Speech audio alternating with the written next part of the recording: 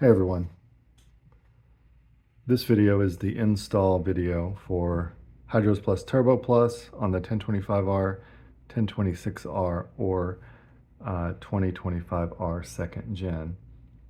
The 1023, if you're curious, is excluded. It has a different engine, it has some different connections, as well as one of the oil drain capabilities that we leverage won't directly connect, so we're gonna have to work on that. But that I am actively working on the 1023 if somebody is curious, as well as the Kubota BX. I've got some others that are likely to come, but those are the two that are going to come the soonest after this one.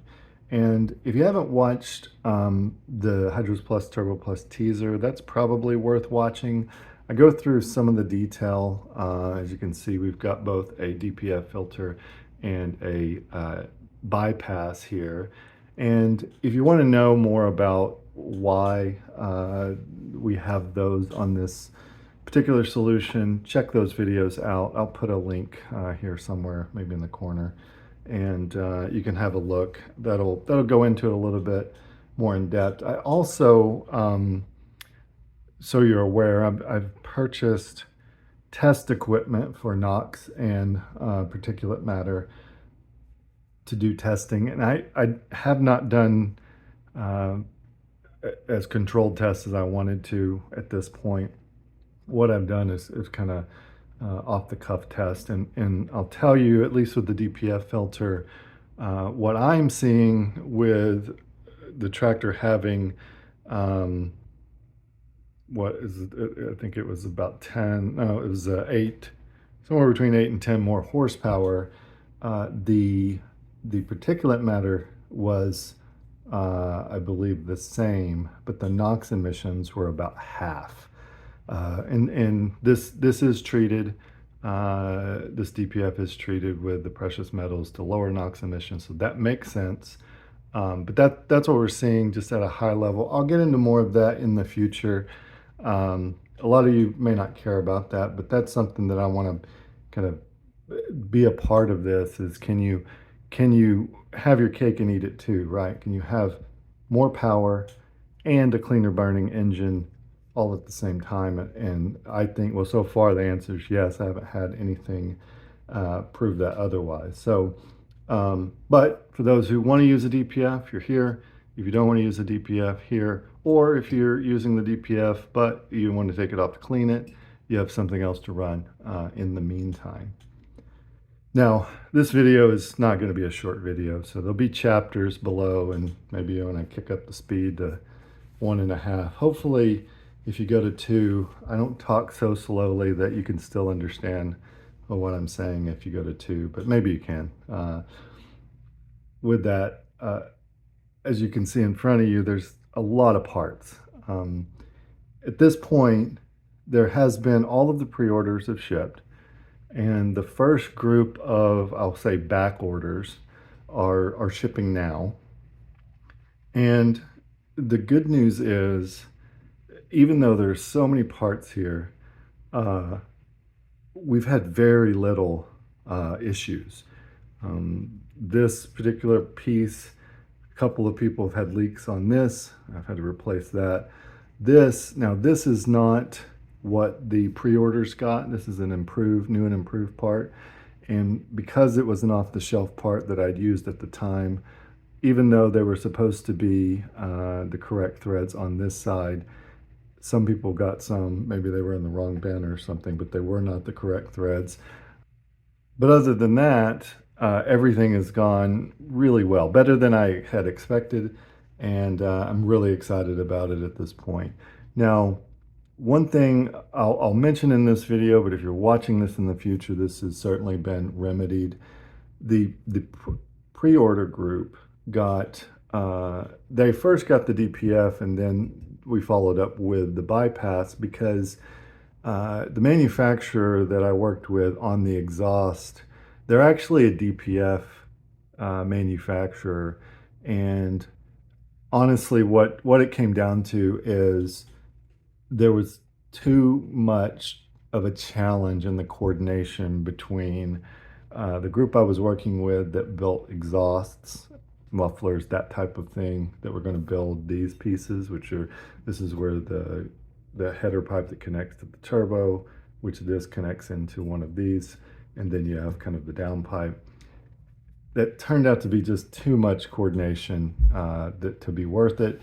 So I had the DPF supplier actually make all of this, and part of the reason there was too much coordination was getting these V-band flanges exactly right and making sure both groups are using the same ones. It was just becoming a headache. Now what that means is it's a great exhaust. It's not probably as clean of an exhaust. For example, the DPF manufacturer, they've got, laser welding and all the things, but this I would have preferred to have been a mandrel bend in a single piece. This is how they built it because of the clearance I need. And a mandrel bend probably would have been able to do it, but I mentioned that is probably not going to be too many people's concern of saying, well, I really wanted the turbo, but I'm not going to get it because, this isn't a mandrel bend, or, it just isn't as pretty as I'd hoped. Now, I will point out, like, this is all 304 stainless, and I cleaned this up so you can see it's all generally polished. Now, stainless will have some rust over time, of course, because it's stainless. You can just basically wipe it off, not wipe it off, but you can run a wire brush over it. Now this piece will actually look a little more like this piece, and this is just from the heat of the welding whenever they put all this together. So it can be cleaned up a little more, not something that I wanted to pay them to do and not something I'm going to do, but just so you're aware, it'll clean up just as nicely. I don't know if it's as nice as your refrigerator. That's probably a little bit nicer stainless steel, but it will clean up if you so choose. Now, I got into this. The other, I'll say, issue that we had, I mentioned we had thread issues on a few people. We had a couple of leaks on this piece, but we also had some challenges with the brackets on this, and the manufacturer, they just got the brackets wrong on this piece as well as this. And when I mean brackets, these are the braces. Now, because of that, rather than kind of restart and spend another 2-3 weeks, a month trying to get all of this worked out, I basically said, just send them to me. I'll cut them off. I'll put the proper brackets on where they go, and I'll weld them on. That kind of happened because they sent the brackets, but they weren't exactly the right brackets. So we did have a couple of challenges with these brackets. That has been resolved. This is going to fit perfectly with, if you're buying this, outside of the very first pre-order group, it's going to fit perfectly. And we did also, and this is just something that I didn't know and learned, and that's part of the process, is I probably should have known to use the stock mounting location for this brace for bracing this downpipe. Now this downpipe comes out differently. If you're familiar with the 1025R, typically the exhaust comes down and it points forward. This points out to the side, more like the large frame 2R and 3E tractors. We'll see if that ultimately ends up being where we leave it. If for some reason, in the way this is built, this is a separate pipe. If for some reason that was completely wrong and just a horrible idea that I just missed on my own, we would be able to change this pipe and potentially just run it out the same way it was from the factory. But I hear a lot of people complaining. I have similar complaints, especially the people using snow blowers definitely are frustrated with how the stock exhaust exits. So I think sending this out, and this is basically coming out underneath the loader, will we get some soot? Probably in different locations, but you could actually change, you could control that a bit if you want to turn the fuel down. But at the end of the day, it seems like this is going to work, but the one change we've made is putting this into the stock location. The thing I didn't know is not every model, so once you get below about a 2016, Where I had it being braced, which was over to the side a bit, that's not on every tractor. So that's part of the process. We have made that change. Now, all the pre-order people that are instrumental in helping make this a better product, they have access to all of this, these upgrades. So some of these things, like this is a crankcase fit and bung, this is a new part that is integrated with the oil restrictor. All of those things are available. So if you are in the pre-order and you say, oh, you know, mine didn't have the side bracket, I want one like this, let me know and I'll get one out to you. All right, so let me go through some of these parts. The point of this part of the video, and again, there's going to be chapters, I just want to tell you what we have because there's so many pieces here. It's not overwhelming because once we start putting all these together, and so example would be, there's actually 3 pieces here, but I've kind of already put them together. We start putting these together, you put this, you know, on top of here, and you put this as to a single exhaust assembly. It starts to look less daunting, but because I'm going to ship it to you, this is a little bit of what it's going to look like out of the box.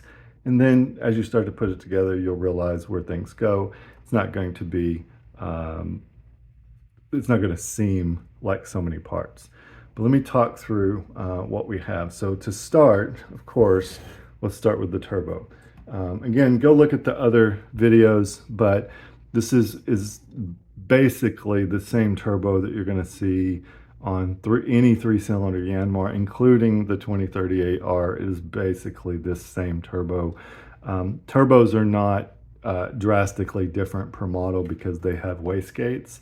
The point that you want to make or that you care about is either overall boost or how quickly it spools up. You can't have both. I guess you could have dual turbos or compound turbos. You can get really fancy, but at the end of the day, you kind of have, you know, trade-offs. You have a lot of boost at the highest RPM, so if you're going to see how fast you can go, then maybe you want that. This one is going to be one that spools up a lot faster and gives you more low-end grunt, because that's really what we're looking for. We're wanting to power through some heavy grass or something like that. So this is the turbo. It's going to go on top of this custom cast riser. Now, this riser you can see, and there's a little bit of the paint missing here. The paint on this is really, the surface coating is to protect the outside. Eventually that's going to come off and you're going to have some rust. This is just cast iron. It's not have any surface treatment on it. So it's going to rust if you get it wet or if you get some moisture. That is what it is, but that's typical exhaust components. Now, you can go ahead and put your gasket on here and then connect it. I actually don't even have the gaskets here. I better get those. Hang on.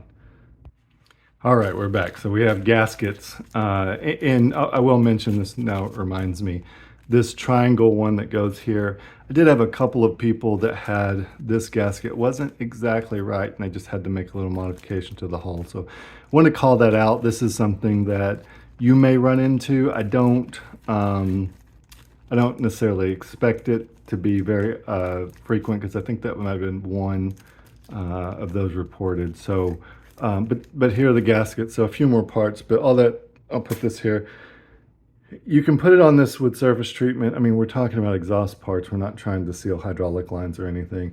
Or you can take some Scotch-Brite and take the finish off of that and take it off of this if you feel like that's a better approach. Again, this is going to heat up over time, get hot enough that this is probably going to flake off. You're going to have bare metal and it will potentially rust. But this riser will go on here. You'll have a gasket here. Now the gasket on the bottom is going to be the one that is on your tractor today. So you're going to reuse that gasket, but you have a new gasket for this.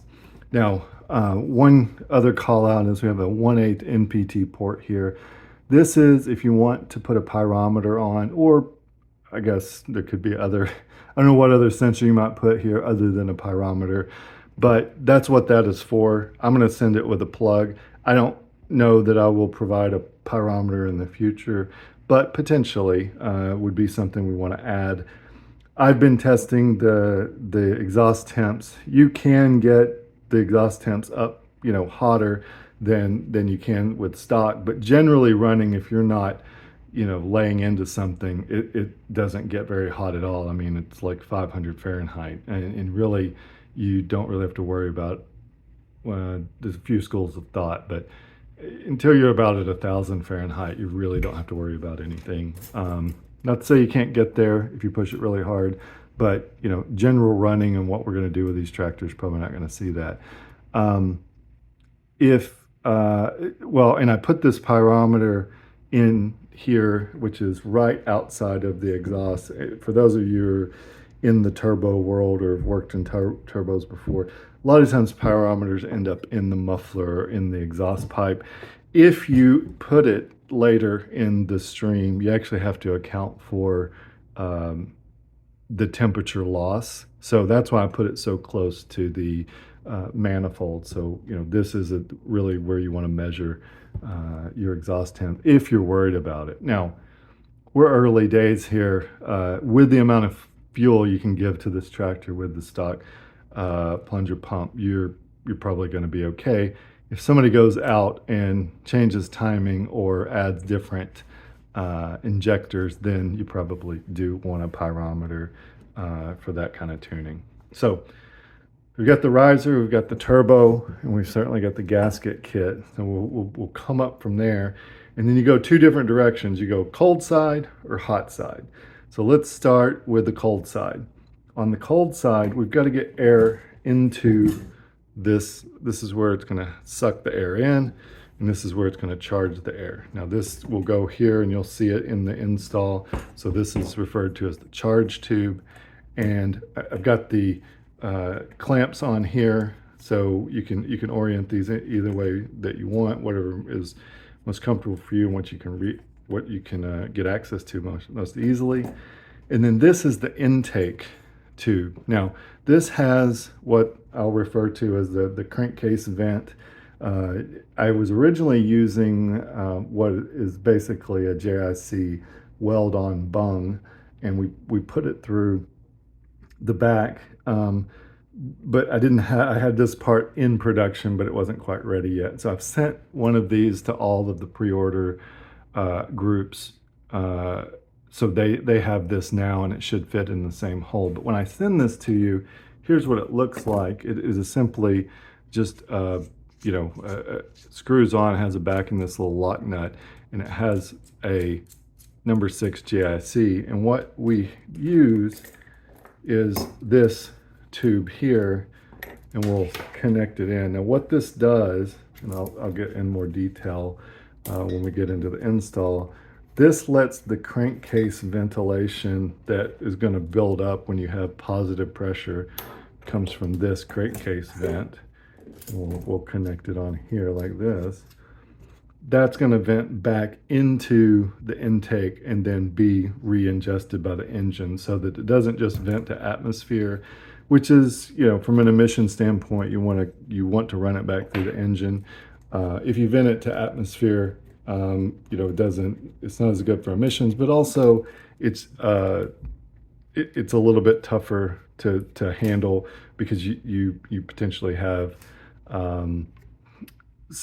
you have to put some kind of breather on it, on this part. So this is, I think, the simplest way to do it: run it back through and be more emission compliant, as well as just a good solution to dealing with crankcase ventilation. Now, I'll get into that a little bit more, but what happens essentially is, as you start to pressurize your intake side, which is typically naturally aspirated, which basically has a negative pressure, that when you pressurize that, the blow-by in your crankcase can effectively pressurize it more than it needs to, and it'll stop the oil from draining out of this.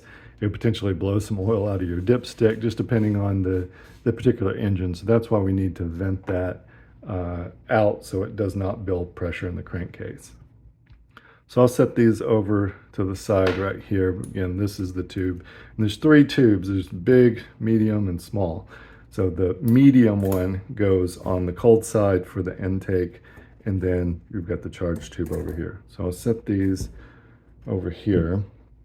Now, from that, we'll go to the hot side, right? And so let me talk a little bit about this, and I'll use the DPF bypass. Well, actually, let me use the DPF because this is really part of the reason for having it built this way. We use these V-band flange clamps, which are common in race applications to put turbos and other exhaust components. Let me click this up onto cars or trucks that are performance, being built for performance. But as you can see, actually, these is a male and a female. Stick this in, and then you have this clamp, and this clamp does a really good job of sealing everything up. It'll be basically so rigid whenever you put it together. And it has this quick release here. It'll be, once you tighten it up, it's basically so rigid, it's almost like a single unit. So for now, I'm gonna keep it loose. Hang on. All right. So this will go, the turbo will come out here. We'll have this flange. This flange actually goes on the turbo here, and then this will connect here. You'll have a V-band flange. No, I can't see it. V-band flange here. And so the idea here is, and again, I don't want to go into any detail on this, but the challenge with the DPF is good for two reasons. It quiets down the engine just like a muffler. This thing really purrs with the DPF on it. So if you want to keep it quiet, it works really well. Also, it takes particulate matter out of the air, and with the precious metals that are in there, it reduces NOx emissions. So this is really good for, this is basically a cleaner burning engine with a turbo than it would be otherwise. But with all of the modern engines we have, whether it's in your car, truck, or your tractor, the challenge with the DPF is it will get plugged and it'll have to regen. What's actually happening in regen, so you have these particulates that go in here, and to go into regen, you actually throw a bunch of fuel at it and you burn it real hot so that the carbon actually incinerates, and then the ashes fall to the bottom. So, and then that's why the DPFs are so large, because you have to have enough flow through.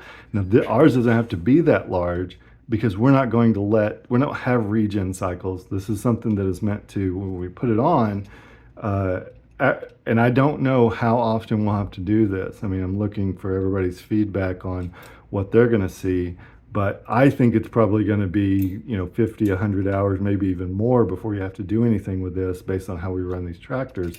But once you feel like you need to clean it, you pop this V-band clamp off, pull your bolts out of your brace. There'll be a V-band clamp here, and then take it over to the water hose, wash all of the carbon out. It's going to come out the bottom here, and you can see there's a cavity here, but the DPF is in this part. So wash that out, and then put it back on your tractor and connect it up, and tighten it into your tighten the braces in. You're ready to go again. Now, if you need to pull it off, it's giving you trouble because you haven't cleaned it often enough, you pull it off, set it to the side, get your bypass, put it on, connect it up, you're off and running. You can still run your tractor. Whenever you get back to it, clean your DPF, put it back on. So this is going to be louder. This will I think from my experience, this pretty much covers up any of the whistle, and it's going to be quiet, but it is nice. The emissions smell different, and it is just it's quieter than actually the stock. With this, you're gonna hear some whirring, the whistle, which is what a lot of people like, myself included, and it will be louder, but not a whole lot louder. So that's it on the hot side. And then obviously, well, I say that's it on the hot side. We'll come off the hot side, we'll come to the bottom, and we'll have a different location for the exhaust exit. Now there's just the 3 V-band clamps comes with that. And as I mentioned earlier, this is the flange that goes here that will connect to this header pipe. So that's it for the hot side. We've got the turbo, the riser, and the cold side. Now we need to get oil to the turbo. And the way we do that is through this device. The best place to pick up oil, and this is where pretty much every vehicle that's retrofitted with a turbo picks up the oil from, the oil pressure sensor. So it's the sensor that is in the side of the block that senses that there is oil pressure so that it's okay to run the engine. We take that sensor out of the block. We'll put it in here. We'll put this into the block, actually do it in different. We'll take the sensor out, screw this in, put the sensor in here, reconnect it, and then we will take what is the oil supply line and we'll connect it here. Now, if you had a pre-order, you actually had a device that looked like this, but it had a second fitting, which made it actually a little bit longer, and there was an oil restrictor in it. In this case, this one has the oil restrictor built in. So those of you who get this now, you don't have to add an oil restrictor or anything like that. And the reason we have an oil restrictor is, for whatever reason, a whole lot of oil comes out of that, of the oil, basically where the oil pressure sensor is. I mean, it just blows an amazing amount of oil out, and that's okay as it gets up into here. But if you get too much oil, and especially at higher RPMs, if you can't drain it fast enough, especially if you're off camber or in a funny position, what's going to happen is it's going to back up into the turbo. It'll either go through the cold side, which goes back to the intake, which just get burned, or it'll go through the hot side. Again, this doesn't hurt anything. But it will cause blue smoke coming out your exhaust. You would have to do this a whole lot to burn enough oil to even have to add some. But in order to lower that chance, especially when we're mowing on the side of hills and things like that, we restrict it down a bit, more than enough oil going to the turbo, and we're able to not run into the having blue smoke in certain situations. Now, you may still have blue smoke on occasion. That's part of a turbo. Turbos on occasion, depending on what's happening, they're going to burn a little bit of oil. Not a bad thing, just part of having a turbo. If anybody's had one of the newer cars, especially Volkswagen and some of the European models, they not only do they use oil through blow-by, but they're all turbocharged, and they use a decent amount of oil that way as well. So we come in from the block, put our pressure sensor, we'll add this, and what this goes up to, and you'll see this on the tractor, is a banjo fitting, and so we'll put this in. Now, in the future, they don't make, or I say they don't make, I was not able to find a hose connector that was made that has a banjo, just goes directly from the hose to a banjo. I've had that made, or I'm having that made now. So in the future, you're likely to get this all in one hose fitting. Now, you could go to your local hardware store, hydraulic store, and you could have one probably made, but it would likely be expensive if you end up with a banjo fitting. But with the banjo fitting, you typically have two crush washers, one on the top, one on the bottom, and the oil feed will go in here. I dropped that one, but this is just for demonstration, so we'll start this in. So we've got this in, and then we'll have our oil feed. So the oil is going to come up, and it's going to go in and disperse to the bearings that are in this turbo. And then once it gets through there, pull this out, it's going to drain out the bottom. And the way we do it is we have this oil drain flange. Just going to hold it on here. And so your turbo will be on your riser, oriented like this, and we have this flange that comes off to the side, and then we use our third hose, which is our oil drain hose. We'll connect that up here. It's going to go across the valve cover and down. On the Yanmar engines that the John Deeres use, there are two oil filler locations, because they may use them in a vertical or horizontal position. So we've designed this oil cap to go on that second filler location. We got this low profile fitting. Tighten this in, as you can imagine, and you'll see this on in shortly. But this is the drain. It'll come down and go back into the crankcase. So that's it. That, as I go through it, I don't feel like, I don't know how long I've been talking here, probably too long, but that is it in a nutshell. And it's really not a whole lot of stuff. You've got your turbo, you've got your cold side, you got your hot side. Once we put all these together, it's just a few pieces. The beauty of this, no changes to the tractor are required. I will show you how to turn the fuel up to it if you want to get more fuel to it so that you can create more power. That's up to you. So let's jump out to the tractor. I've had my buddy I recently met who lives not very far away from me.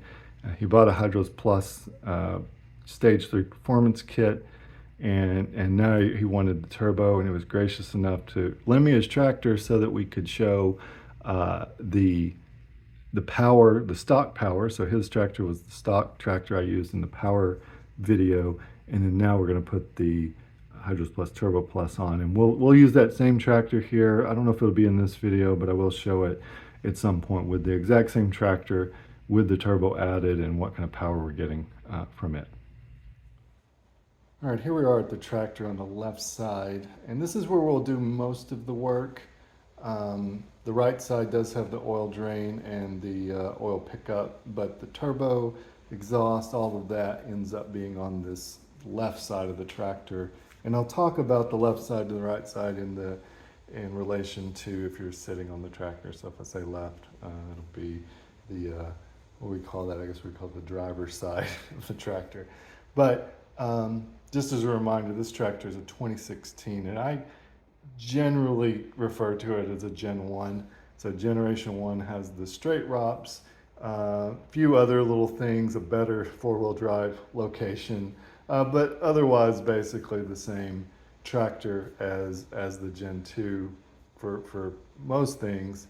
But there are a few differences I'll point out here on this one. Now, one is if you have a Gen 2, which is really 2017, 2018, depending on exactly when, you'll have this bracket here. That's more of a safety piece. And if that doesn't tell you that it's really not critical, as it's not even on the older models, I would probably take it off and leave it off. You could put this probably back on, but you are gonna fight with it a little bit with the exhaust if you end up wanting to put it back on. It doesn't have any function other than making sure you don't stick your hand in the wrong place, but I think we'll be fine for most cases. There's another bracket I'll talk about when we get to the other side. But the other thing I'll point out here, and you'll see it in just a minute, we are going to mount the downpipe bracket to here. I previously had it on a piece that was here that's on the second gen, but is not on this first gen. And so that gave a little bit of a headache to a few people, but that's been resolved at this point. That's probably that may have been, I'll say, one of the biggest challenges, which really isn't a challenge at all, which is a good problem to have, is that being your biggest challenge. So let me tell you what I'm going to do, and I won't make you watch me do it, but I'm going to go ahead and take this muffler off. I'll take this bolt out here for the exhaust downpipe. I'll take these bolts out. Now we're going to reuse these for the brace for our DPF or bypass, depending on what you use. I'll take these bolts off, and we'll use, you can kind of see it right there, the exhaust manifold gasket. We'll reuse that. Let me get that done, and I'll take you to the next step. All right, I've removed all of the bolts, and these are just 13 millimeter nuts here. You get 4 of them. They're really accessible, so very easy to take off. This has a 13 millimeter flange head bolt with a nut on the back, so you'll need 2 wrenches to get that off. Ideally, you'd use some kind of gear wrench like this. It makes it real short work. I mean, this literally took me, minute and a half. And then down here is also a 13 millimeter bolt with a nut on the back. Now, if you have the second gen, the nut is welded to the back, so you don't have to worry about that. And you can see this piece here actually is, you could take it off. With the second gen, they have this piece and there's a couple pieces back here, and it was really just to like hold wires. So you could keep this or leave it, doesn't matter. But that's going to come off. Just remember, if you want to keep it, put it back on. So got those off, and this will just lift off.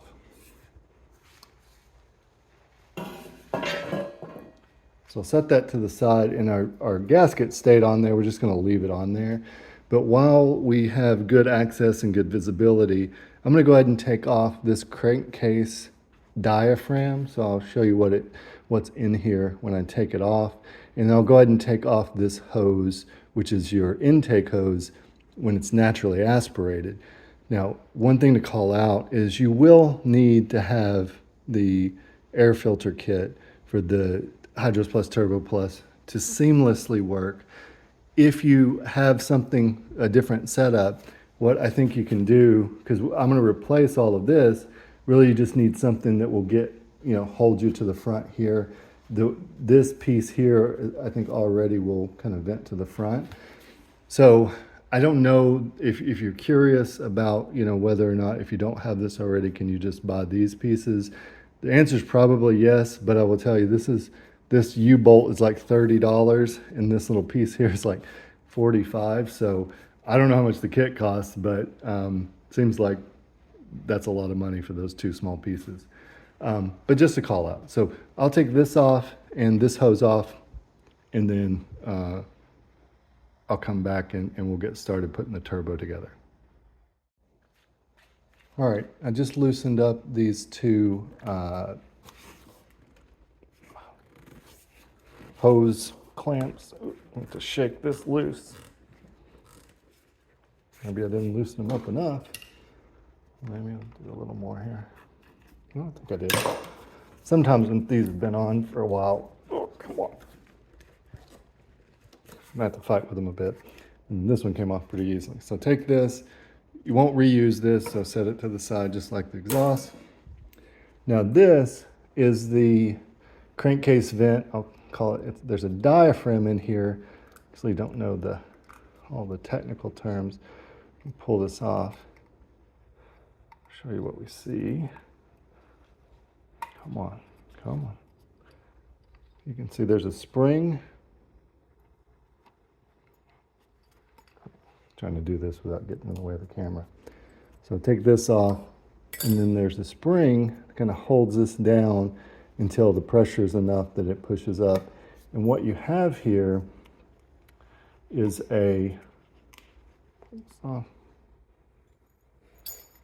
this is inside the valve cover, and this is a hole to the intake. Now, there was one question I had from a guy that is a diesel mechanic, and I don't know the answer to this. I'll tell you that the experiments that I've done haven't shown a difference in boost, but his question was, because of, let me see what we have. Show you.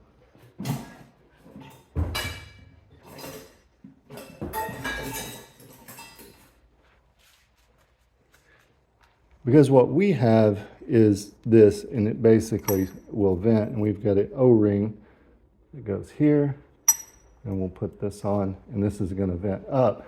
And the question he had was, are we losing boost, like have a boost leak by having this open to the intake? In the experiments I've done to see, is there a boost leak? I would say at higher RPMs, definitely not. Boost is a little bit funny on an engine this small because you don't make a whole lot of boost just unless it's under load. That's actually true for most turbocharged engines, but like if this thing is running just wide open throttle under no load, you might have 1, 2, 3 PSI of boost, which actually is quite a bit when you think about it. It's going from basically negative to 3 PSI. But, are we losing some here? It feels like we should likely lose some, but when I plug this up and do, with the boost gauge that I have, I don't really see a difference. Now, my instruments may not be sensitive enough to pick it up, but at the end of the day, even with that open, now whether you decide you want to put something in there to close it up so you don't have that boost leak, I'm going to do some experiments on that, but I can tell you that when you look at the power numbers that we've gotten, it's with that open. So, we're definitely getting, and with this open under those heavy loads, boost is around 10 psi. So, I don't know the answer to that, but our solution at the moment here is we'll have an O-ring that we'll drop on here. We'll have this crankcase vent flange that we'll put here. I've got 4 bolts that we'll put in, and then we'll vent that to the intake tube. So I'm going to leave that for the moment. We've got this off, but let me get ready here, and I'll show you how you should prep your turbo before we actually put it onto the exhaust manifold. All right, I mentioned earlier that there are a whole lot of pieces of this kit, but once they start going together, they consolidate, and you'll do yourself a favor if you grab most of these pieces you see in front of you. I'll mention them in just a moment, and go to the bench and put it together. You have one big turbo assembly, and a lot of the work will be done. You can just pop it right onto the tractor. Now, you'll need your exhaust flange for the turbo here. You'll need your gasket kit, your riser, all of your hardware with the exception of the 4 stainless steel bolts that go with the crankcase vent. You'll get your oil drain vent or flange here, of course your turbo, and just really what you need is I think it's an 8mm and a 5mm, but just grab your metric Allen key set and 1 12mm wrench. So now that we have all of this, what we're going to go ahead and do is pull out our and what this is, so you're aware, this is, you can look at it if you so choose, but it's really the balancing of your particular turbo and what those stats are. But I wouldn't probably spend too much time on that, not a big deal. So first, I'm going to go with putting this oil drain flange on. So we'll get our gasket here, and then this is going to be oriented so that it goes essentially the same direction as the charge tube. It's going to go that direction, and we'll use our 2 bolts here. These are M6. You'll see them on the packing list. They're M6, I think by 10mm. Put those on. The one here. Trying to do this while looking through the camera.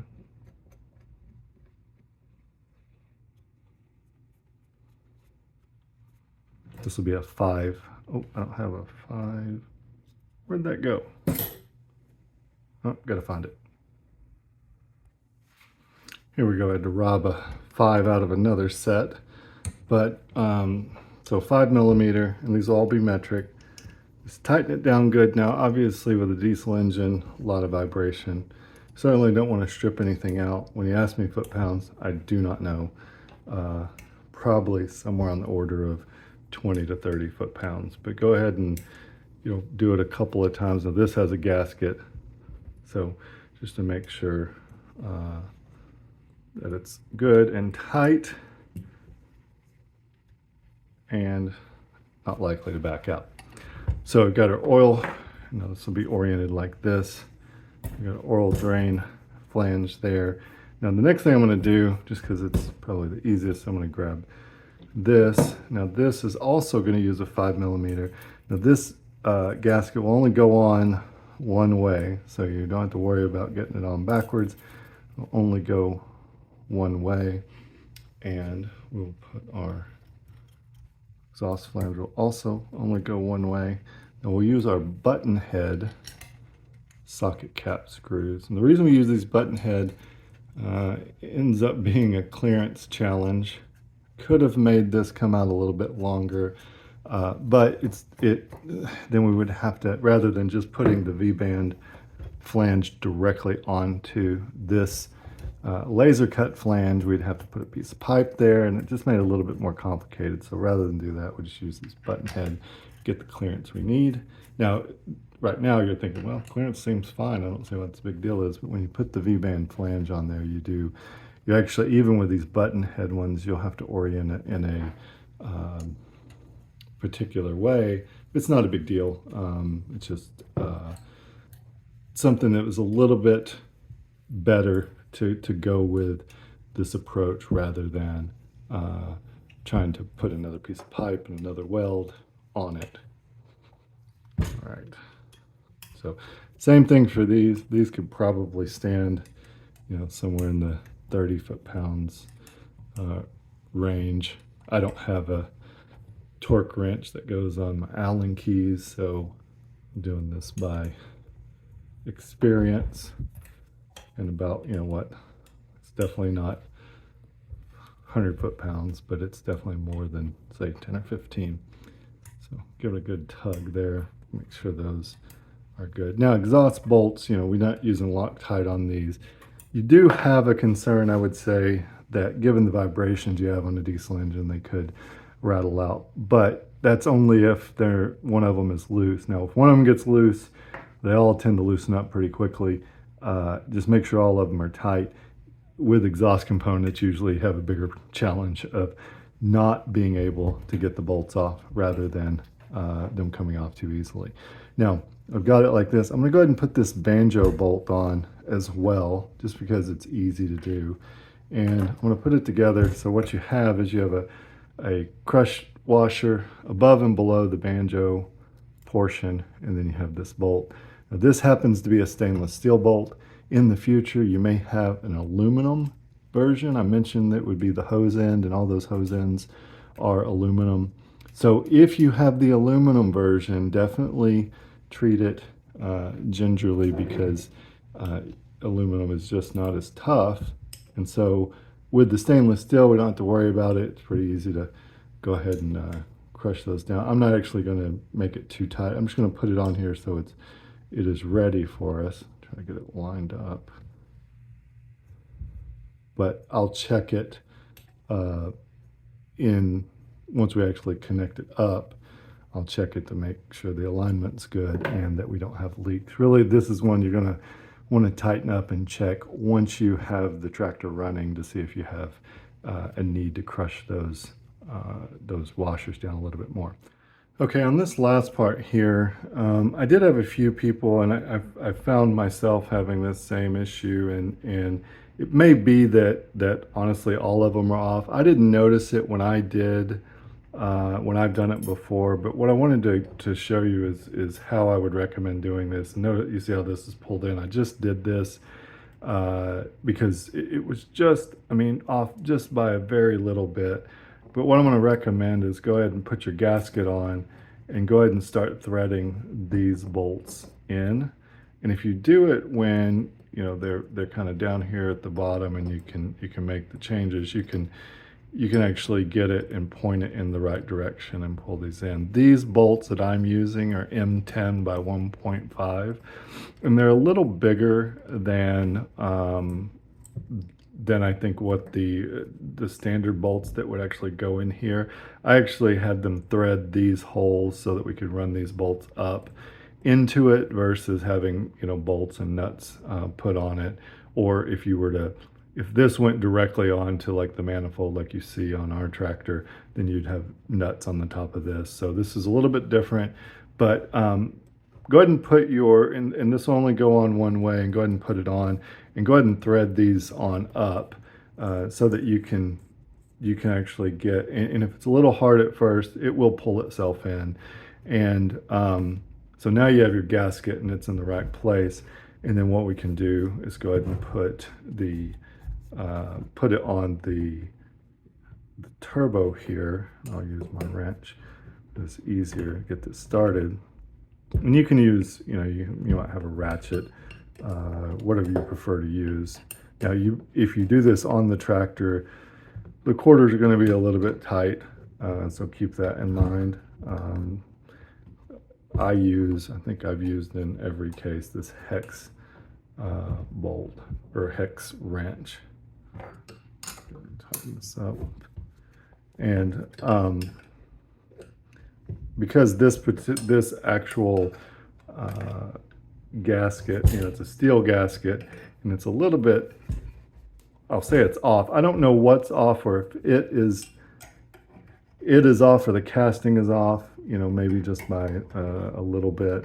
But if you'll be patient with it and pull itself on, then it's gonna go ahead and, you know, cinch itself up. Again, I didn't have this in the past, so I'll have to check and see if there was either, you know, an issue with maybe the casting I have here, or you know, a few of them, or they're just not that accurate. But you know, just go one at a time, and you'll get this pulled on, and it'll get sealed up. So that's actually fallen in place now. But you can do this on the tractor. It's a whole lot easier to do it on the bench. And these are, I would say, probably 3 of the bolts that are most critical to get snugged up exactly how you want them, because or tight, because obviously you don't want to strip anything. But there's only 3 bolts, and if one of these loosens up, you're definitely going to lose the others, because all it takes is one of them allowing a little bit more vibration, and the rest of them will back out. Now, once this gets a little bit of age on it, again, we're talking about exhaust components. These will freeze up on you, and you'll never be able to get them off in the future. But when they're new and fresh, make sure you've got them tightened up. I would say, you know, somewhere in the 30, 40, 50 foot-pounds, which, you know, for me, I'm gonna call this, you know, say 40 foot-pounds probably, just about as tight as I can do with this small Allen wrench. There we go. So those are all good and tight, and you know, that's tight. Yeah, that's tight. All right. So now we have, put it like this. This is your turbo assembly. We'll just be able to take this and just put it, it goes like this actually, if we're on the same side of the tractor we're working on at the moment. We'll just put this on the tractor, put these 4 bolts in, and that part of it will be done. We'll put our exhaust on and our cold side on. All right, we're back out on the tractor left side again. I went ahead and tightened this down with the 4 stainless steel bolts that I provide. The bolts that were in the diaphragm piece just aren't quite long enough, so we have to use the new bolts. And since we did all of the work on the bench, we can just take our turbo assembly and just drop it on, just nice and easy like that. Let me get my, have them all here. Put our nuts on. Now, I never took the gasket off, so I just left that on. Gotta misplace at least one of these nuts. I don't know what I do with them. Oh, there it is. All right. So we'll put these guys on, and then we'll start working on the exhaust side. Now we've got the turbo on. Let's go ahead and jump to our first V-band flange. So we've got our header tube here, and we'll grab a V-band flange. Now, the way this works is it has a quick release. So you're able to spread this apart, and it has this T-bolt here, and you can connect it back in. So get it ready to go around, mate it up, put it around the pipe here, and then shimmy it over. And this is where I mentioned you will not be able to put the V-band flange in any particular, you'll be able to put it in most locations, but like right here, see how these button bolts are? You probably want to orient it something like this, where there's a gap here. Let's see if I can show. When the V-band flange is here, you want this button bolt here to be in this gap. So where's my 10? Oh, there it is. This is a 10 millimeter. So we'll go ahead and tighten this up.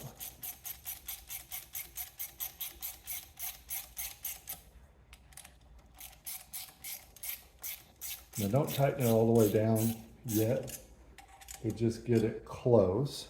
So you can still move it around, And there is clearance here, but I would probably put it like this, how I would like it.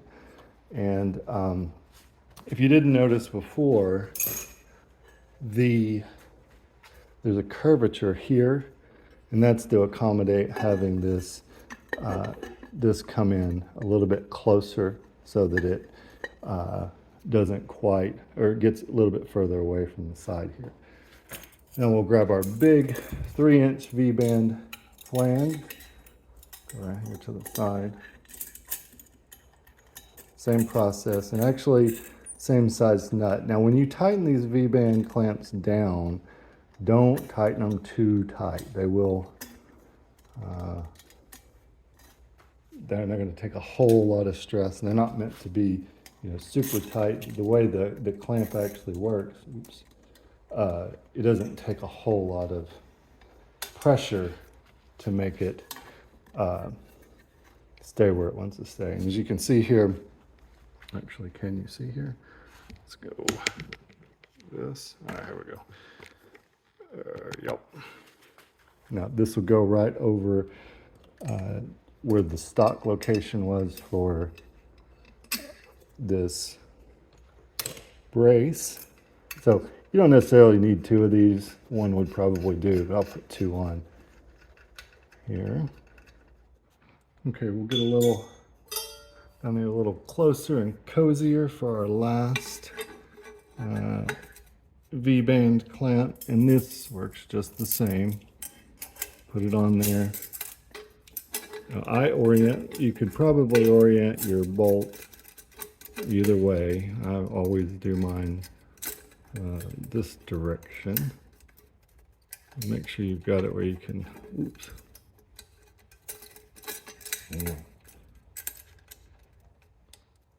Put it on and come on. I need to, there we go. Flick it on. Now, you will have your side panel coming here, so you'll either need to go kind of back this direction, or actually you will need to go probably ideally back this direction. Same 10 millimeter. We'll snug it up here, but we want to still be able to move it just a bit. And as you can see down here on the side, we've got this bracket. Again, we're now going to the front side, we're going to the side. And where's my other? Believe it was something like this previously. So we have all of those together. Put this in, you do have to have your backer bolt.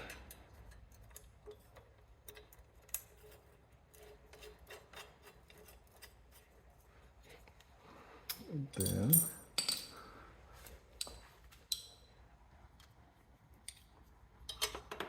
tighten it in. Got a little bit of up and down play here. Once you've got this tight, kind of where you want it, just tucked in, tighten this guy up. Again, not too much. Just want to make sure that it's good and snug. Oh, it's not quite snug. Certainly don't want it to be able to move. Now these do have, I think, like I'm sure it's nylon, but it's an insert that will keep it from vibrating loose. So you don't have to have it. That helps you not have to have it too terribly tight. But these will come off over time, and we'll see what the longevity of these are. If for some reason taking them on and off ends up having some issues, I'll make sure that I keep some on hand in case we have some issues. Your outlet now is coming out. If you have your loader on here, it'll shoot up underneath the loader. So far for me, that works out really well. Quick story, when I first came out with it, actually I didn't even have this part of it. I just put the exhaust and went straight down, because I was like, I probably wanted to go down. Why wouldn't you want to go down and away from everything underneath the tractor? Well, if you have a mower deck, that's one reason, but the next reason, if it's really dusty and you have it at higher throttle, it will blow dust everywhere. So you definitely don't want to go straight down. Coming out here, if this doesn't work out or if some people have complaints, we'll just go back to the kind of standard approach if necessary. So let's go over to the right side of the tractor. We'll put the rest of the cold side on and the oil hoses, both oil feed and oil drain, and we will be done. All right, here we are on the right side of the tractor, and as I mentioned earlier, if you have a second gen, you're going to have potentially, actually I got this upside down, this is a guard that goes in here. This tractor doesn't have it, which makes things easier. If you have this guard, just remove it.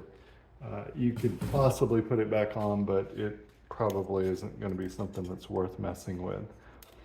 Now that we're on this side of the tractor, one thing to call out is this. I mentioned you have to have the air filter adjustment, but this elbow here might take a little bit of effort, but it should move, click back and forth, and you want it angled up just slightly. It might be a little bit too much, but rather than down. So I'll call that out. You can adjust it later if necessary, but I just wanted to point out that this actually can move. The other thing I'll point out, and I had to do this on Tim Marks's tractor, but on mine, I didn't really have to do it, and here's what I mean. So this is the charge tube. We'll go ahead and put it on. I'll put the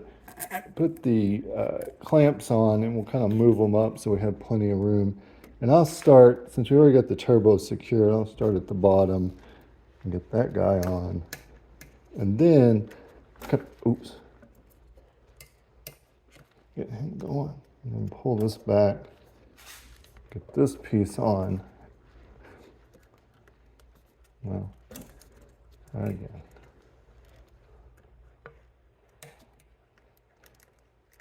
All the way down.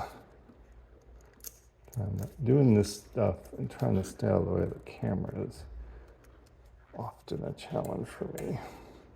But you can kind of see, like, let me see if you can see that very good. Over here,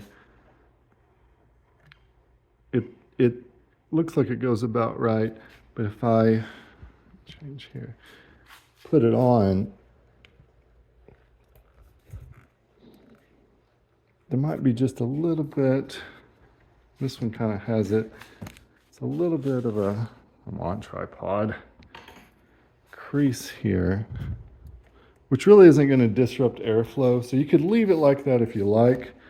What I'm going to do, and this is what I did on Tim's tractor, is I'm actually going to pull this off and grab a sharp knife. And this is all vulcanized, so you don't have to worry about it, but I'm just going to take off about a 1/2 inch. And I would do this at a bench, but I'm just going to do this kind of real time here and just cut off roughly 1/2 inch. And I would want to, make it look good, nice and clean. As you can see, that's really the same. You won't even be able to tell the difference. And I drop my clamp.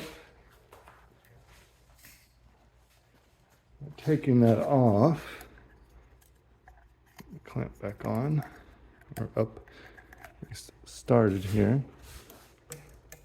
Get the bottom piece on. There we go. A little better fit there, I think. And I like that a little better. So I'll adjust this clamp. Put this one down here.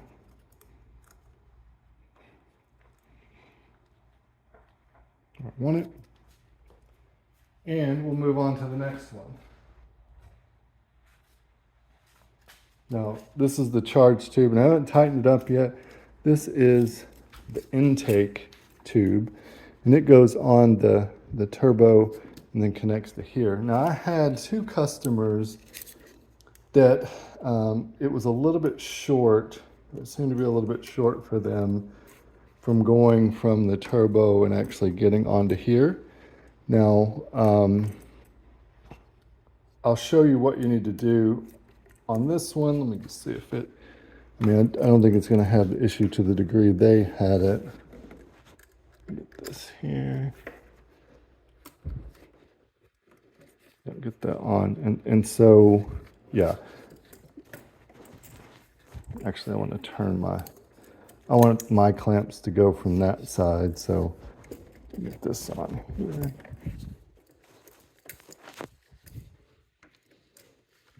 And then get it on here. So for this one, you know, it's angled up just a little bit too far. There we go. But if you find that this length is a little bit too short and won't quite reach to here, what you can do, let me get an example. What you can do is actually cut off a little bit on this end, which is actually going to shorten it and make it come over here further. So if you find that it's a little bit short, go ahead and do that. Now, I've got this port on here. I'm going to take you to the bench now and show you how I put that in, and then we'll come back to the tractor and finish up the cold side and add the oil supply. So for where you vent the crankcase vent back into the intake, we have this new port that I leave it up to you where you would like to put it. Now, a couple things to call out. It's going to be oriented similar to this on the tractor. I would put it in here, and I generally put mine kind of on the side here. You could go under the bottom, like where it's pointing straight down if you like, wherever you want. And the hose can be shortened. Can't really lengthen it, but you can shorten it. And as far as putting it on here, you know, I'd go ahead and fit this up and then decide exactly and just mark it. But you can put it up to around here because you're going to have your clamp here. So where I end up putting mine is basically right in this area here. Now, you could do it a few different ways. The way I do it, I just take a sharp drill bit, and you can use the drill if you want, but really this is enough that you can just do it by hand. If your drill bit's, you know, sharp enough, make sure you might wear gloves so you don't cut yourself, but you can just cut this out. And this is a 1/2-inch bit. You know, you could use 9/16. You could probably use a little bit bigger, maybe a little bit smaller as well. Pull, you know, board out here. Just take the end. I just take it between my fingers. Now, the shorter you do it in here, the easier that's going to be. So further you go, might be a little bit tough, but if you can just get it started here and get it started, then you can actually push from the back side here. Push it through. There you go. And like I said, now you might trim, if you get a bunch of these, you might trim this up just a bit. I'm just going to pull them off right now. But then get this kind of a lock nut or here. Yeah, I think my drill bit was a little duller than the one I've used in the past. I don't have my knife here close, but yeah, you'd want to trim these up, make it look pretty. It's something better than my fingernails. But you put it on here, and then you have this port on the side, and we'll connect in, and that way our crankcase fumes will vent back into the engine and be consumed and burned up. All right, we've got everything on and all of the intake and the charge tube tightened up. The next thing we'll do here, just because it's easy, is the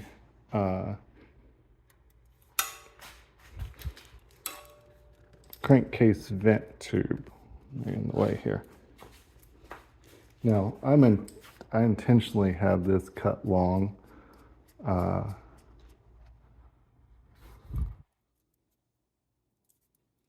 But you may decide that you want to make it shorter, right? So you've got it like this, and certainly if you want to leave it like this, no problem. But it doesn't actually have to be that long, of course. And if you don't want it to be that long, let me just show you, and this is going to be true for all the hoses, and just show you how you can cut it to fit. Pull this off. I'll go grab my cutters. Now, because I put a lot of these together, I have these wrenches. These are for AN fittings, and they catch it on 4 different sides versus just a box that's catching it on 2. If you decide to use an adjustable wrench, or if you have some spanners that are made for things like this, you can use them if you have them the right size. Basically, we have this, and we're going to take it and we'll take it apart. Now, it comes apart, you know, standard righty-tighty, lefty-loosey. And so let me take this apart. And I've got this loosened up enough. And these are called reusable hose ends. So, and that's what we use on all of them. And we used it on all of them for this very reason. Now, some of these, and you'll be able to look in, have a left-handed thread. So I'm going to, you know, act like I'm tightening this up, and I'll be able to pull it off. Now, you might be able to just pull it straight off. Now, most of the ones I'm transitioning to, I don't know if you can see that, there's threads in there, but they're left-handed, so that will throw you for a loop. But I'm transitioning to ones that don't have any threads in them. You know, for what we're using here, we don't really need anything that's significant. We don't have heavy pressures here. Now, these are only up to like 200 psi anyway, but let's say we want to, you know, bring this down roughly to about right here. So I would typically mark that, but in the interest of time, I'll just hold my thumb there. We'll get it close enough. And when I'm cutting mine with, you can cut them with a few different things. I'm just going to use cable cutters here, which does a pretty good job. A little bit tough to cut, but it'll do it. You probably can't quite, there is some wire in there, you probably can't quite do it with scissors, but maybe you can. You can also cut it with a cutoff, abrasive cutoff wheel. Let me get this out of the way. This is a really short hose, the way I've made it. I would probably make it a little bit longer, maybe. Now this one, again, it has threads. If it doesn't have threads, you just push it on. You might trim this up just a bit. But since it does have threads, they are left-handed, so we'll go back. This is, you get your brain going the right way, going left, lefty-tighty. So we pull itself, it'll pull itself on, and you can kind of see when it bottoms out. And then you'll take this end and it'll thread itself in. So let me tighten this up, and I'll put it back on.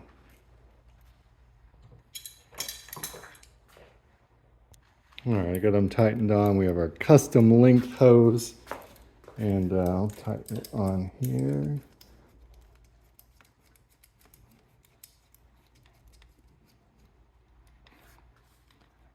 Bend it up here.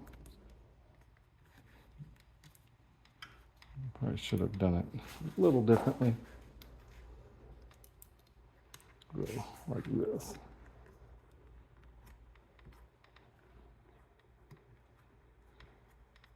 There we go. There you go. Custom length hose. You can kind of bend it around however you like, whatever you think works best.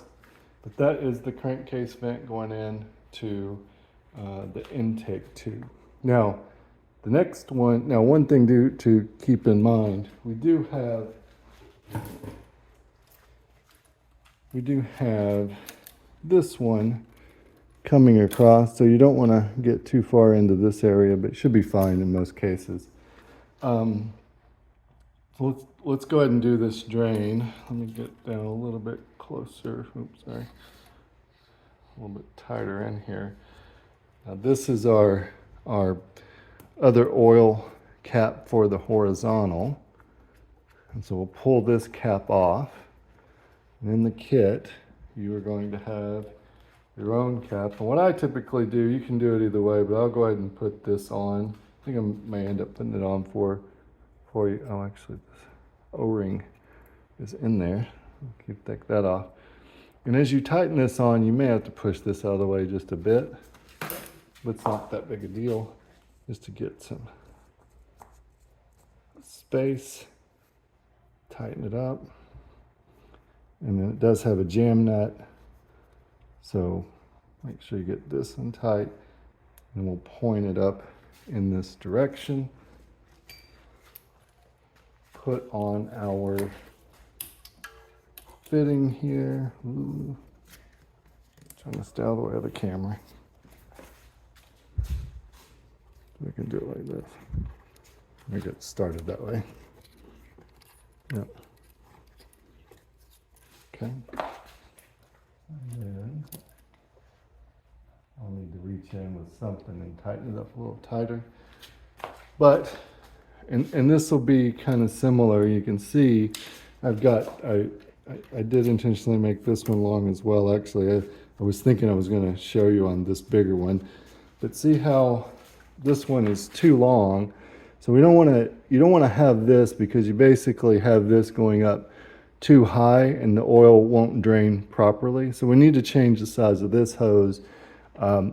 If anything, I will probably have erred on it being a little bit too long versus a little bit too short.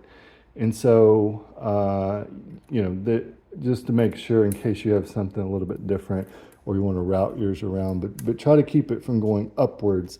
You want it to fall and be about as tight as it can down here. So I'll do the same thing with this hose. This one happens to be just a push on. I'll make it shorter, and then I'll be right back and show you how the final fit looks.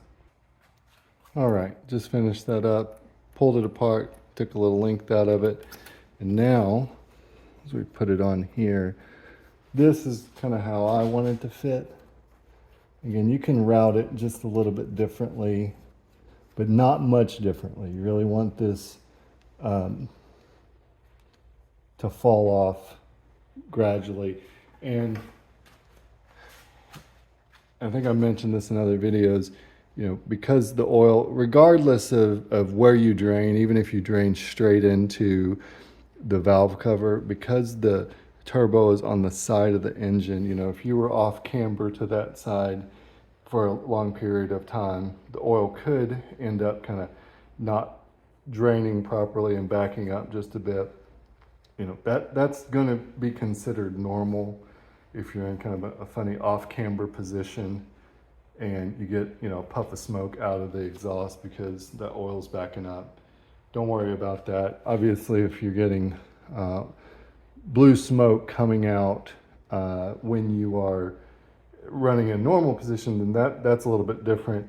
If you were to take off, you know, the exhaust part, you would see, you know, some remnants of oil if you have an issue. Not that oil doesn't ever come out into the exhaust when you have a turbo, but it shouldn't happen that often. And again, it should never be something that where you would actually even see it show up on the dipstick. But just want to make you aware that it can happen in certain positions, but to keep that from happening, you want to have this as gradual as possible. And that's part of the reason why the oil drain flange that we make that has the sweeping elbow is made like that versus having a harder 90 degree. So we've got our crankcase vent, we've got our oil drain tube, and our last, for the turbo install, before we actually handle adding a little bit more fuel, the last thing that we need to address is picking up the oil. Let's see, can we see this here? Hang on. All right. Focus in. This is the oil pressure, not switch, it's a sensor basically. And it's got this, it's probably piezoelectric, but it sends a signal if it has oil pressure so that it knows that the engine can start or can run. This is a 24 millimeter, so whenever you're taking it off, you can go ahead and find a 24mm socket, and I'll get the ratchet here and we'll take it off. I'm using a torque extension, so no laughing at me. Oh, come on. Oh, goodness. Maybe I'm not using a torque. There we go. It's 24mm. And this is a, that's right at least.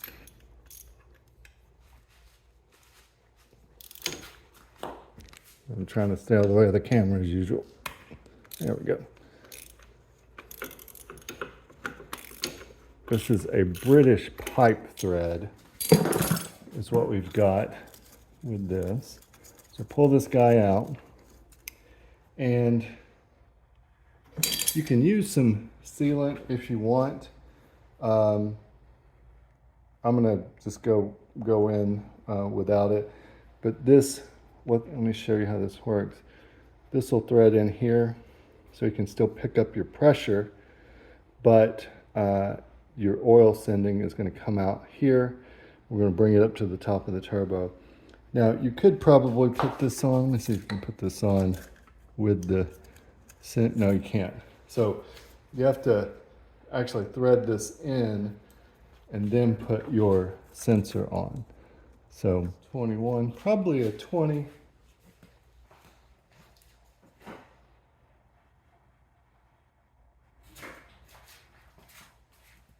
My kit doesn't have a 20 readily available, so 21 will be close enough for what we need to do here. Pull this out. And you could do this with a wrench as well, but this will, having it with a socket. And don't go crazy on this. Let's get it in there snug where you think it's not gonna leak. And then I'm gonna pull mine to where the pressure sensor, we can adjust it a little bit, but I'm gonna have it kind of pointing in an upwards direction. Put this guy on. All right, I just grabbed an adjustable wrench and tightened that the rest of the way down. So all that's snug, and I could go straight up and down. This is kind of where I chose to put it. And I'm now looking for the wire. Oh, there it is. There we go. Want to make sure you plug that back up, or it's not going to run for very long. Now for our last tube, and this is the smallest of the three that you see. And I had, earlier I had the banjo fitting put on the turbo on the bench, but I think I've changed my mind on that just because of how, I'm going to adjust the camera here, just how this goes on. So we'll come up here. You can't see, but the turbo's on the other side here, and that's where the oil feed goes. So what I'm going to recommend is actually keep this off. Go ahead and put this on the hose. Now I mentioned I'm going to eventually have a hose that will have this hose end to actually be the banjo fitting. So everything will be a little bit shorter, and that's going to help with a little bit of interference that you're going to see here. So now that I have this on here, I'm going to put it underneath and tighten it into the turbo. Just make some room here, but you can see that does touch there. I don't really think that there's a concern with anything rubbing through, given that one is silicone and one's nylon braided. But when I get those new hose ends so that we can make some additional clearance, I'll make that available to whoever wants one.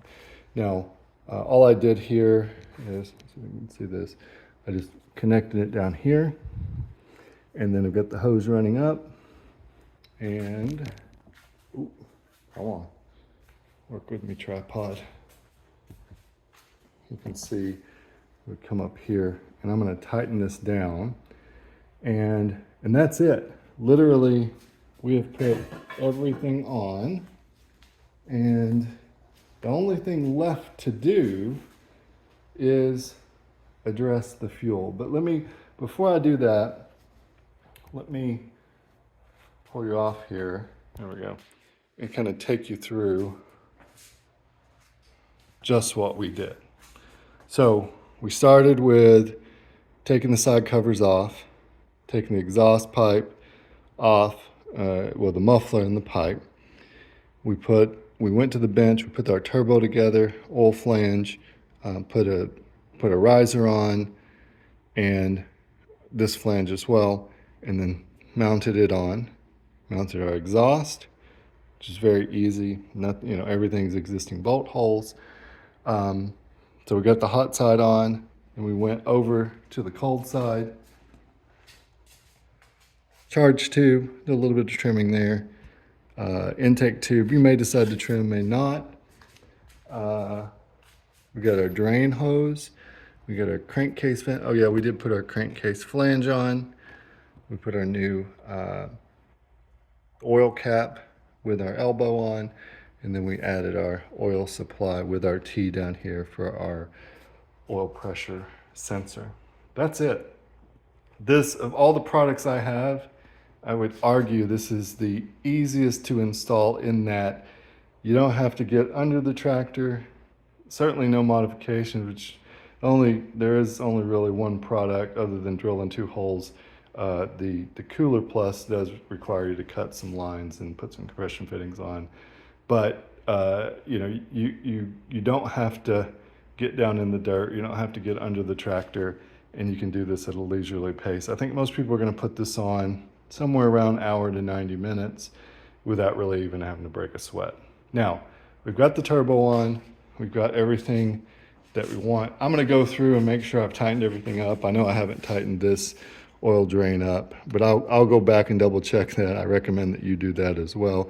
You'll know pretty quick if you did miss something. On this here, I would say, snug that down, but don't necessarily torque it down hard until you see any kind of seepage, and then maybe give it a little bit more so that you crush those down and get a good seal. So let me get set up, and we will address this guy right here. All right, there's probably a few different ways to do this. The way I'm going to do it is just this little rotary tool, like a Dremel, and this is just aluminum. And the reason this is on here is to cover this fuel screw. And all I'm going to do is just take off material just straight across here until it's enough that it'll break free and we can pull it off.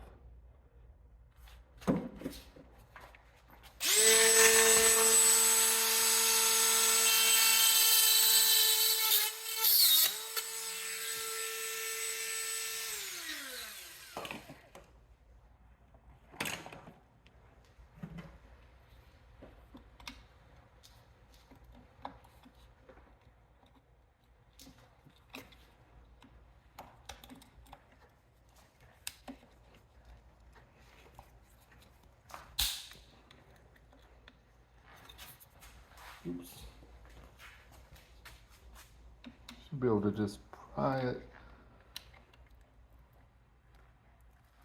just a bit. There we go. Pull it off. Now, what's underneath? Ow, what's underneath here? I got a little bit of a burr. I think this is a 17 millimeter. Let's see if that's right. You get this acorn nut on the end. Now this doesn't do anything, this acorn nut we're pulling off. This just exposes the fuel screw. And that's what we're going to change. You get this little retainer. But what we care about, you can see that, is this guy right here. So what we want to do, what's in here is a rack that goes back and forth. And what this does is allow it to go further or not.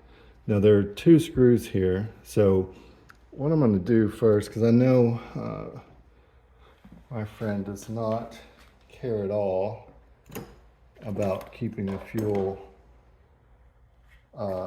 stock, but I am going to count it just so that I know uh, how many turns I have here. So give me just a sec. Okay, there's some flat spots on here, but this is a 10 millimeter. So if we were to hold it, and then this is a 17 millimeter, just like the acorn nut. So we hold this in place. I'm going to loosen this up. And I'm going to, keep it right where it is. I'm going to mark it so I don't lose my place. These do have, when they flatten those off, you can kind of see. So it was effectively about right here, probably about at 12:30 to almost 1. So let's back it out and just see how many rounds we get. So we go 1, 2,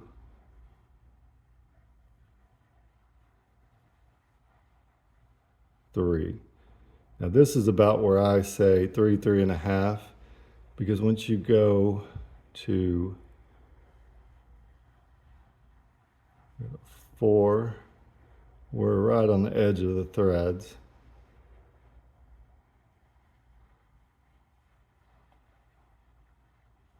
5, well, maybe I'm wrong. And then let me pull it out so I know that, yeah. So maybe 5 and maybe a quarter that we have there. That would be 5, 4. Oh, you know what? I didn't even get it in there. But you can see we can pull this out completely. That's not a big deal. And let me show you one other thing. So one other question you're going to have is, what about this? And I'll be honest, I've asked a few diesel people. I don't actually know the final answer to this, but I can tell you what it does functionally. So you have this, and the way this is set from the factory, that is immovable. But if you get a 2.5, I think it's a 2.5, and an 8 millimeter, it's actually 5/16, so it's close enough to 8 millimeters. And you break this loose.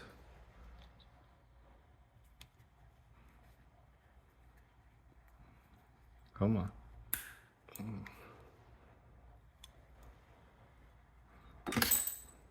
Goodness.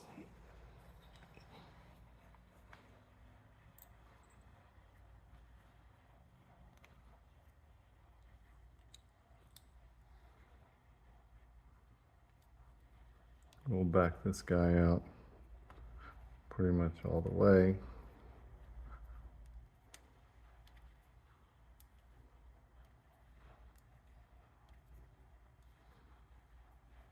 What happens is you can now, there's a spring in here, and this will actually push in. And I think what that does, and I don't know that this to be true, but I think ultimately that'll give you, when the governor, which is over here, pushes in hard, I think it'll give you a little bit more space for that rack to move. So that's what I believe is happening. You can do your own test. You can back this out. You can leave it in. I will eventually do some tests on it to see if we get any differences in power. But as of now, I'm going to go ahead and pull it out. So I'm just curious. I'm going to put this guy in. And I did move this just a bit, but there's my, I think it, yeah, this is the one I marked right there. That'd be pretty close. So 1, 2, 3, 4 turns. Go to 5, but really after 5, it's going to fall out. So I would say We're gonna go out about 4 turns. I know he wants max power. And tighten this guy in and snug it down.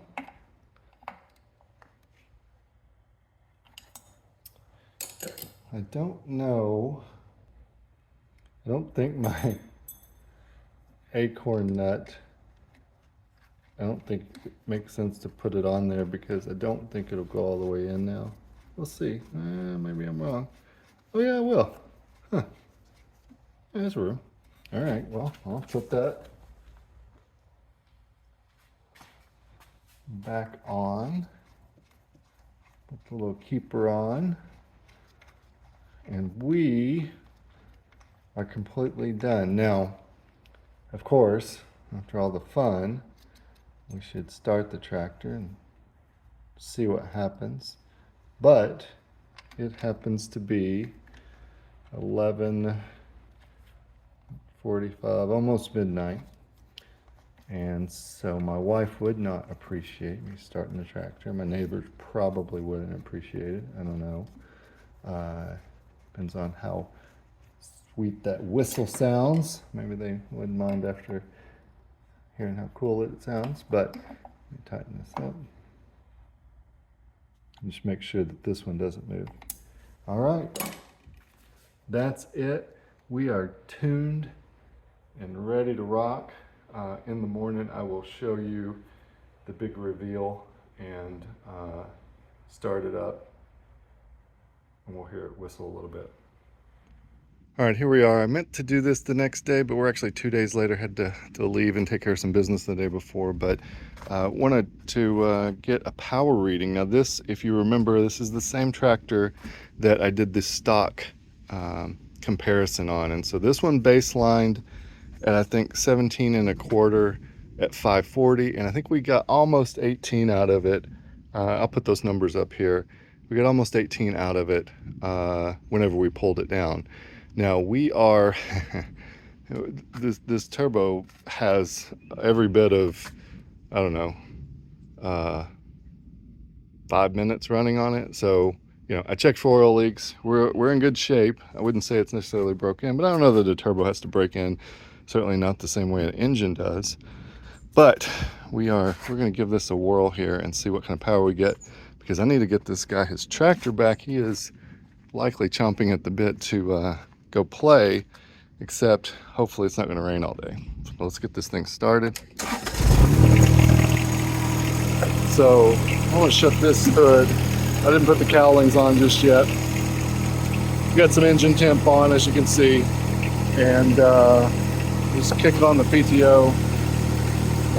We're at 260. You know, of course, this is at a low RPM. We had some condensation in here. But in the interest of time, I am going to just jump right into, let me back this off. I'm going to jump right into running it at 540.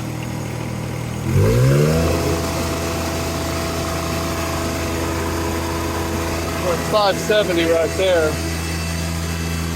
But, pull this out. Pull this guy down.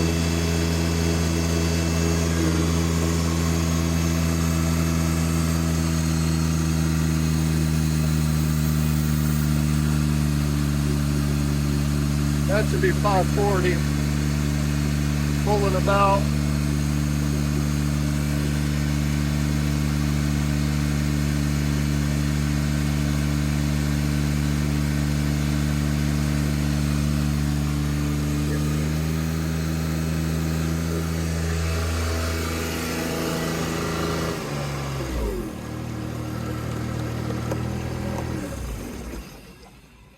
So on that pull, it went from 2680 down, and I saw 2430 maybe ish. So I'm gonna call it 20. I'll call it 2550. That'll be a conservative number. I could probably call it 26. Let me do that calculation here. Well, I'm using the same calculator as I am camera. So I did the math, and I'll put this on screen. but we had, if we said 2550 times that by 16 gallons per minute, which is us at 540, we are at 40,800. And if we do that by our factor of 0.0007, that's a little over 28 horsepower. Now, if we went to 2600, which we did see, we saw like 2680, I think, but we also saw 24 something. So, but if I split the difference at 26, we're over 29 horsepower. So that's pretty significant. I'm excited about that. That's more horsepower, at least, than my tractor made, but I think I've been a little harder on my tractor probably than my friend here. But we'll, you know, who knows for sure.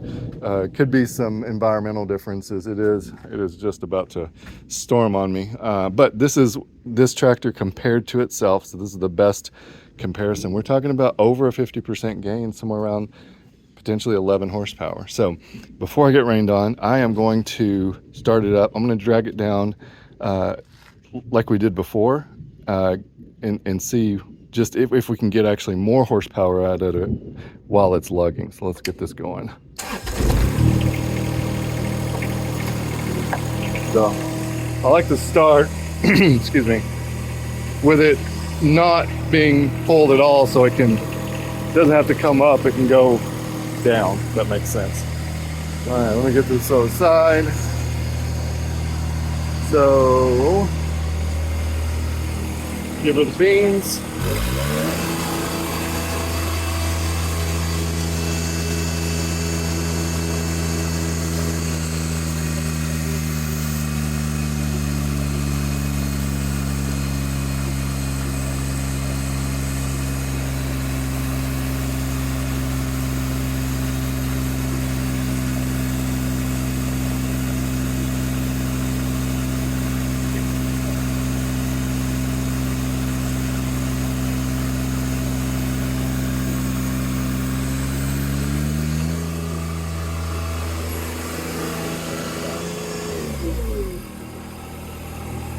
I say 2775 and I saw about 2825, so we'll call it 2800, but we'll let this cool off. Let me show you something also.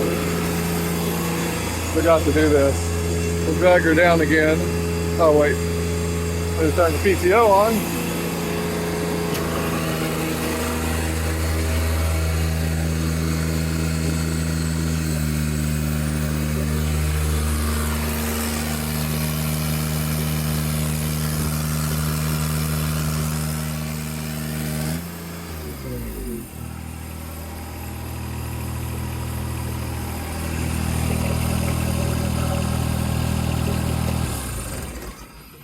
All right, what I wanted to show there is under that kind of load, even though we turned the fuel up, we were not seeing any black smoke out of it. So, and we pulled it down, oh, if we get rained on here, we pulled it down to 14 and we had 2800, I got to remember that. So we weren't seeing any black smoke because even though we turned this fuel screw up, we are still getting enough air to burn all of that diesel fuel. Now, if we didn't have a turbo on here and we just turned that screw up, you would have just had black smoke billowing out. Now, that might be fun for some, but black smoke coming out of the exhaust is wasted dollars in fuel because that's not getting burned and it's not creating power. So I just felt my first sprinkle. Let me do the math here. I'll put it on the screen, but I want to do the math for myself before I sign off here.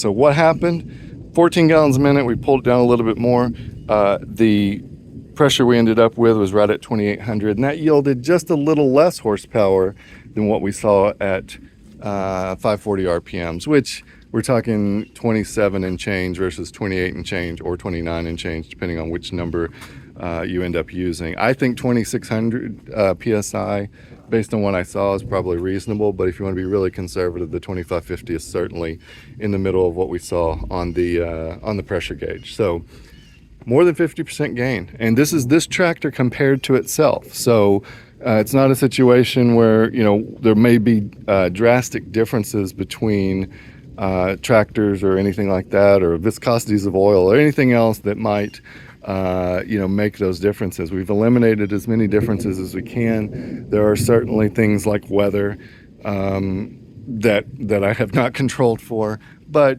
you know, we're not trying to get to that level of accuracy.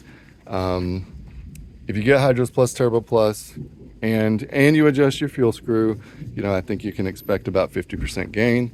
If, you know, you're in a high elevation, those are going to vary. Those numbers are going to vary some, but you are going to see probably similar gains. You're just going to be starting from a different location. And your gains actually might end up being more, so who knows. But before I get rained on, I want to wrap this up.